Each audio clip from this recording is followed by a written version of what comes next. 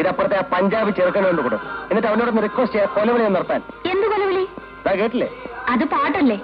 ഇതിന് പാട്ടെന്നാ പറയാ? മനഃപൂർവ്വം വെക്കുന്ന റാസ്കൽ. ഇതെന്ത് പാടാ? അവർക്ക് അവരുടെ വീട്ടിൽ പാട്ടും വെച്ചൂടെ? വെക്കാം, പാട്ടും വെക്കാം, കൂത്തും നടത്താം. ഇതൊക്കെ അവന്റെ വീട്ടിൽ മാത്രം കേട്ടാ പോരെ? കണ്ട പഞ്ചാബിൽ നിന്ന് ഒറീസയിൽ നിന്ന് കയറി വന്നോളൂ മനുഷ്യനെ മനക്കെടുത്താൻ. അതിന് എന്നോടെന്തിനാ ചൂടാവുന്നത്? അവനോടങ്ങ് നേരിട്ട് പറഞ്ഞൂടെ? പറയല്ല, അവന്റെ ചെവിക്കൽ അടിച്ചു പൊട്ടിക്കാൻ വേണ്ട റാസ്കൽ. 2 ദിവസം കൂടി സഹിച്ചാ പോരെ? ഇവിടെ വിട്ടു പോകുന്നതിന് മുൻപ് ഇനി അയൽവാസികളുമായി തല്ലു പിടിക്കണ്ട. അച്ഛനെ വിളിച്ചു പറഞ്ഞോ?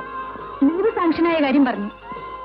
നമ്മൾ എന്നാ പുറപ്പെടുകയെന്ന് ചോദിച്ചു. ഞായറാഴ്ച ഇവിടുന്ന് പുറപ്പെടുമെന്ന് വിളിച്ചു പറഞ്ഞു. ഇനി നാളെ അതിന് മാറ്റം ഉണ്ടാവില്ലല്ലോ? ഇല്ല, ഞായറാഴ്ചക്കകം ചാർജ് എടുക്കാൻ വേറെ ആള് വന്നേക്കും. ഏതായാലും ജോലി രാജിവെക്കാൻ തീരുമാനിച്ചു. പിന്നെന്തിനാ അതിനു മുൻപ് ഒരു ലീവും ഒരു ചാർജ് ഏൽപ്പിക്കലും ഒക്കെ? നിന്റെ കണ്ണീരും നാട്ടിൽ നിന്നുള്ള നിരന്തരമായ വിളിയും കൊണ്ടാണ് ഞാൻ ഈ ജോലി കളയാന്ന് വെച്ചത്. പിരിയുന്നതിന് മുമ്പ് എന്റെ ഡ്യൂട്ടി ഭംഗിയായി ചെയ്തു തീർക്കണമെന്ന് എനിക്ക് നിർബന്ധമുണ്ട്. നീ ഭയങ്കര ഭാഗ്യവതിയാ.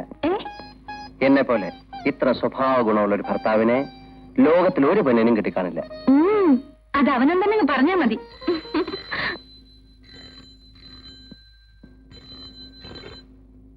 ഹലോ, അതെ, ഞാൻ ഉടനെ സ്റ്റേഷനിലേക്ക് വരാം. പറഞ്ഞിരുന്നു. ഇന്ന് രാത്രി തന്നെ പോണം. ഇല്ല, മാറ്റി വയ്ക്കാൻ പറ്റില്ല.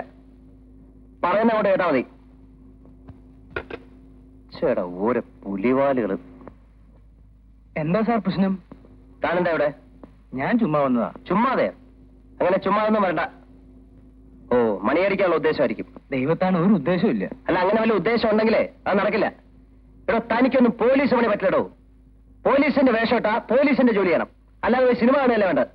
തന്റെ പേരിലുള്ള സസ്പെൻഷൻ ഇപ്പോഴൊന്നും പിൻവലിക്കില്ല. തിരക്കില്ല, സാറിന്റെ ലീവ് കഴിഞ്ഞിട്ട് മതി.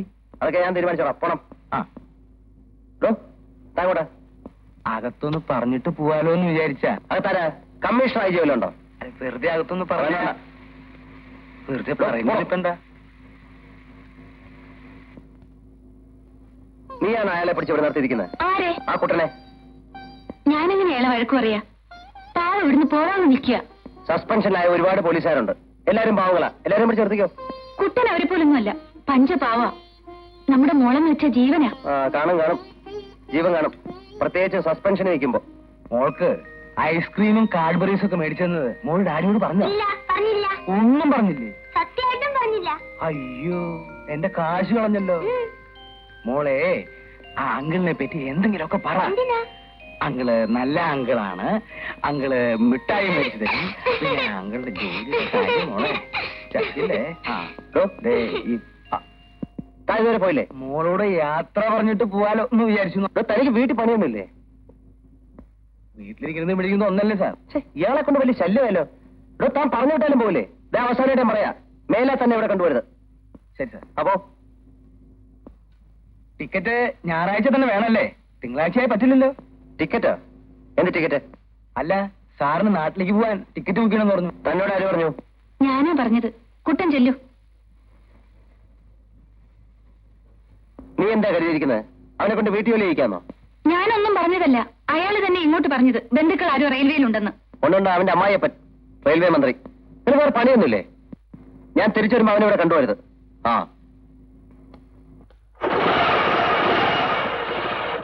ശാന്തി, ഞാൻ രാത്രി വരാൻ വൈകും.